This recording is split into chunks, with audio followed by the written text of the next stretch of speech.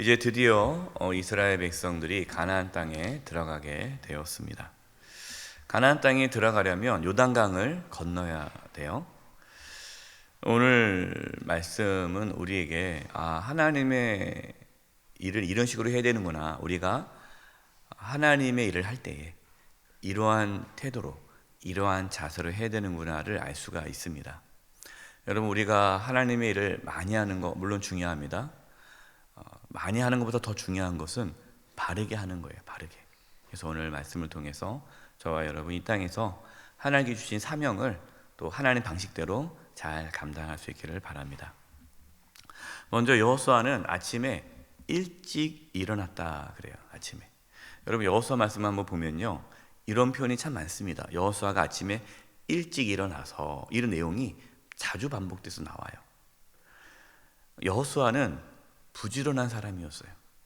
그러니까 하나님께서 여호수아에게 말씀하시죠. 이렇게 해라. 그러면 이제 여호수아는 그 다음날 일찍 일어나서 바로 순종하는 거예요. 뭐 이렇게 나중에 미루는 것이 아니라 하나님께서 말씀하시면 즉각적으로 반응하는 사람이었어요. 충성스러운 사람이었어요. 하나님이 어떤 사람을 사용하십니까? 충성스러운 사람을 사용하세요. 성실한 사람을 사용합니다. 성실해야 돼요. 게으르고 나태하면 안 됩니다. 우스갯소리가 있어요. 게으른 자는 마귀도 안 쓴다. 게으른 자는 마귀도 안 써요. 성실해야 돼요.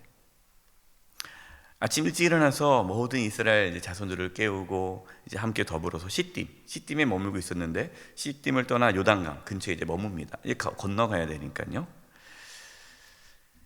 하나님께서 이제 여호수아에게 말씀을 했죠. 그래서 이제 여호수아는 그 말씀을 듣고 그대로 이제 실천하는 겁니다.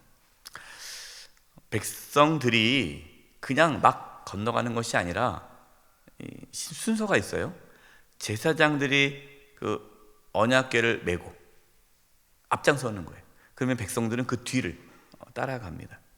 바로 붙여 따라가는 것이 아니라 떨어져서 따라가게 되어 있어요. 3절입니다.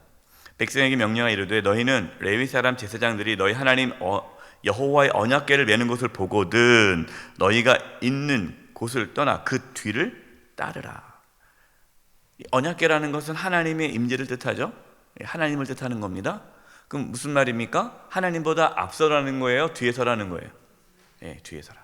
하나님보다 앞서지 말아라. 항상 하나님 뒤에서 따라가야 돼요. 여러분, 우리가 하나님 일을 할 때요, 하나님보다 앞서면 안 돼요. 급하게 해서는 안 되고 하나님께 물어보고 하나님의 인도함에 따라 가야 돼요. 내 생각대로 가면 안 돼요. 내가 아니까, 이거 내가 아는 길이야, 내가 잘 알아, 막 달려가면 안 돼요. 알죠? 모르지 않죠? 알지만 기다려야 되고, 알지만 하나님의 뜻을 기다리고 하나님이 앞설 수 있도록 뒤따라가야 돼요. 그러려면 어떻게 됩니까? 기도해야죠. 하나님 뜻을 구해야 되죠. 그래서 하나님의 일을 할 때는 성실해야 되고, 또 우리가 충성스럽지만 급하게 해서는 안 돼요. 물론 때로 하나님께서 급하게 요구할 때는 또 급하게 해야 되지만, 항상 하나님의 뜻을 묻고 기다리고 하나님의 인도함에 따라 나아가야 돼요.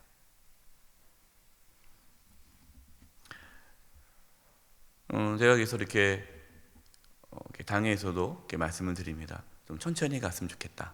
더 생각해 봤으면 좋겠다. 그럼 때로는 장로님들이 답답하실 거예요. 젊은 목사님이 왜 이렇게 천천히 가려고 그러고 자꾸만 이렇게 좀 나중에. 그 이유가 뭐냐면 하나님의 뜻을 구하고 하나님의 인도함을 기다리는 거예요. 물론 우리 답답해 보일 수 있죠. 다 아는데, 뻔한 건데 뭐 그렇게 천천히 가나, 빨리빨리 하면 되지. 그러나 우리는 약간 천천히 가야 돼요. 여호수아는 이제 아주 중요한 명령을 내립니다. 5절입니다. 여호수아가 또 백성에게 이르되 너희는 자신을 성결하게 하라. 여호와께서 내일 너희 가운데 기이한 일들을 행하시리라. 아주 중요한 명령입니다. 자신을 뭐 하라? 성결하게 하라. 성결하게 하라. 여러분, 하나님의 일은 누가 하십니까? 하나님이 하세요? 하나님의 일은 내가 하는 게 아니에요. 하나님께서 하십니다. 그러면 하나님은 하나님 일을 하시는데 그릇을 사용해요. 우리가 어떤 일을 할 때, 집안일 할 때, 뭐 음식 준비할 때 그릇 쓰잖아요. 그럼 그릇을 사용할 때 더러운 그릇을 씁니까? 깨끗한 그릇을 씁니까? 당연히 깨끗한 그릇을 쓰죠. 뭐 그 그릇이 얼마짜리인데 중요하지 않아요. 깨끗한 거 쓰는 거예요. 더러우면 설거지를 먼저 하고 쓰는 거예요. 그게 순서예요. 하나님께서 하나님의 일을 하시는데 사람을 사용해서 쓰십니다. 일을 하세요. 근데 어떤 사람을 씁니까? 깨끗한 사람을 쓰세요. 그래서 우리는 하나님 앞에 성결할 수 있도록 애써야 돼요. 우리가 어떻게 성결합니까? 예수 그리스도의 보혈을 의지해야 돼요. 날마다 예수님의 보혈을 의지하며 또 자기를 회개하고 돌이키고 하나님 앞에 정직하게 고백하는 그 과정이 있어야 돼요. 그리고 또한 실제적으로 거룩한 삶을 살아가려는 몸부림이 있어야 됩니다. 거룩함을 유지해야 돼요. 내가 부정하고 악한 삶을 살았다면 그것을 끊고 하나님 앞에 정결하게 설 수 있도록 애써야 됩니다. 죄와 피 흘리기까지 싸워야 돼요. 여러분, 이것이 하나님의 일을 하는 준비 작업이에요. 7절입니다. 여호와께서 여호수아에게 이르시되 내가 오늘부터 시작하여 너를 온 이스라엘의 목전에서 크게 하여 내가 모세와 함께 있었던 것 같이 너와 함께 있는 것을 그들이 알게 하리라. 하나님께서 모세를 이스라엘 백성들 앞에 크게 하지 않았습니까? 거기서 이스라엘 백성들이 처음에 모세를 그 권위를 인정 안 했죠. 영적 권위를 인정 안 했죠. 그러나 하나님께서 함께하는 것을 보았고 또 하나님께서 모세를 이스라엘 백성들 앞에 크게 하셨습니다. 영적 권위를 주신 거죠. 이와 같이 여호수아도 이제 하나님께서 크게 하신다라고 말씀합니다. 여러분, 영적인 권위는 하나님께서 주시는 겁니다. 모세가 위대한 거 아니죠. 하나님께서 위대하신 것입니다. 저는 개인적으로 상당히 부족하고 연약한 자이지만 또 하나님께서 부족한 자를 영성의 단임 목사로 그렇게 불러주셨어요. 그래서 하나님께서 세워주신 것입니다. 하나님께서 저에게 그러한 은혜와 능력을 주시는 거예요. 제가 뭐 대단한 세우가 아니라 하나님께서 그때에 사람을 세우고 사용하고 또 떠나가면 또 다른 사람을 세우고 사용하고 이러는 거예요. 그래서 하나님께 쓰임받을 때 교만하면 안 돼요. 내가 뭐 대단한 것처럼 생각하면 안 됩니다. 하나님께서 하시는 거니까. 하나님은 언약궤를 맨 제사장들이 먼저 요단강에 들어가라고 말씀하십니다. 여러분, 이게 이성적으로 이해가 됩니까? 사실 안 되죠. 배를 만들어서 건너가라 이게 돼야 되는데 언약궤를 맨 제사장 그냥 건너가기도 힘든데 언약궤를 메고 들어가라면 죽으란 얘기잖아요. 이 언약궤 무게 때문에 물에 빠져 죽는 건데 근데 그렇게 하라는 거예요. 근데 여호수아는 하나님 말씀을 전합니다. 또 놀라운 것은 제사장들은 그 여호수아의 말에 순종합니다. 들어가는 거예요. 하나님께서 홍해를 가르실 때는 어떻게 했어요? 이스라엘 백성들이 들어가지 않고 이렇게 모세가 하나님 말씀대로 순종하니까 홍해가 다 갈라졌는데 이번 요단강 건너갈 때는요 물속에 들어가야 돼요. 순종을 요구하는 거죠. 10절입니다. 또 말하되 살아계신 하나님이 너희 가운데 계시사 가나안 족속과 헷 족속과 히위 족속과 브리 족속과 기르가스 족속과 아무리 족속과 여부스 족속 가나안 땅 7족속입니다. 너희 앞에서 반드시 쫓아내실 줄을 이것으로 너희가 알리라. 지금 여호수아 이스라엘 백성들에게 필요한 것이 무엇입니까? 하나님에 대한 온전한 믿음. 하나님을 절대적으로 믿어야 돼요. 근데 하나님이 어떤 분이라고 말씀합니까? 살아계신 하나님. 10절 나오죠? 하나님은 여러분 살아계십니다. 살아계신 하나님께서 우리와 함께 하십니다. 이걸 믿으셔야 돼요. 그리고 하나님께서 말씀하신 대로 이루십니다.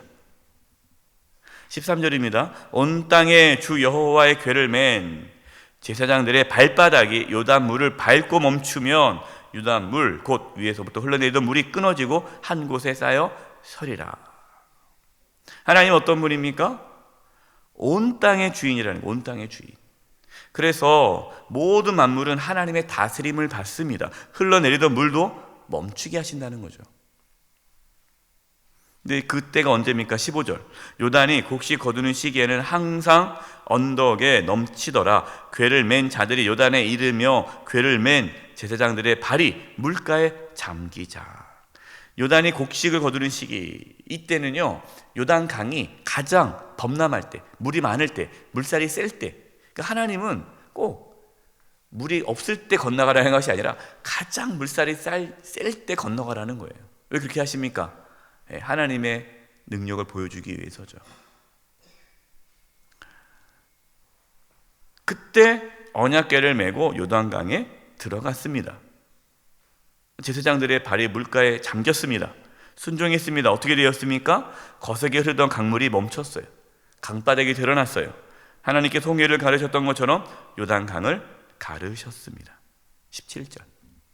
여호와의 언약궤를 맨 제사장들은 요단 가운데 마른 땅에 굳게 섰고 그 모든 백성이 요단을 건너기를 마칠 때까지 모든 이스라엘은 그 마른 땅으로 건너갔더라. 이제 딱 제사장들이 언약궤를 맨 제사장들이 요단의 물에 발이 잠기자 물이 멈추고 강 바닥이 드러났어요. 제사장, 언약궤를 맨 제사장들이 가서 요단강 가운데, 이 강 가운데 딱 섭니다. 끝까지 서 있는 거예요. 그리고 그 뒤로 이제 이스라엘 백성들이 지나가는 거예요. 지나가는 거예요. 언제까지? 이스라엘 백성들이 다 건너갈 때까지 가운데 있다가 제일 마지막으로 이제 언약궤를 맨 제사장들이 강으로 나오는 겁니다. 여러분, 이것은 뭘 의미하는 겁니까? 하나님이 함께해야 우리의 삶이 형통하다는 것을 말씀하고 있는 거예요. 하나님 말씀에 순종하고 그 말씀에 순종하는 자에게 하나님 함께 하시지 않습니까? 그러면 어떠한 인생의 장애물도 우리 앞에 요단강 같이 아주 거센 요단강이 가로막는 그런 일이 있어도 우리가 하나님 말씀에 순종하고 하나님이 나와 함께 하시는 삶을 살아가면 그 강이 열리는 거예요. 그럼 우리의 삶이 그렇습니다. 그래서 우리 앞에 강이 있다고 낙심하거나 좌절하거나 포기해서는 안 돼요. 하나님의 약속을 믿고 하나님과 함께하고 담대하게 나아가면 하나님께서는 강을 열어주시고 또 사막의 길도 열어주시고 하나님께서 함께 하심으로 그 사명을 이루게 하십니다. 저와 여러분, 믿음과 순종함으로 하나님과 늘 함께함으로 하나님께서 주시는 그 귀한 사명 그리고 은혜와 축복을 누릴 수 있기를 간절히 축원드립니다. 기도하겠습니다. 하나님, 저희들에게 믿음이 필요합니다. 담대한 마음을 주시고 믿음을 주시고 하나님을 붙잡고 나가게 도와주시옵소서. 하나님보다 앞서지 않게 해주시고 하나님 말씀에 순종하며 성결케 해야 되기를 원합니다. 그래서 이스라엘 백성들이 요단강을 건너 가나안 땅 들어가듯이 저희의 삶에 모든 장애물이 사라지고 하나님께서 약속하신 그 약속의 땅에 들어가는 축복이 있게 하여 주시옵소서. 예수님의 이름으로 기도드립니다. 아멘.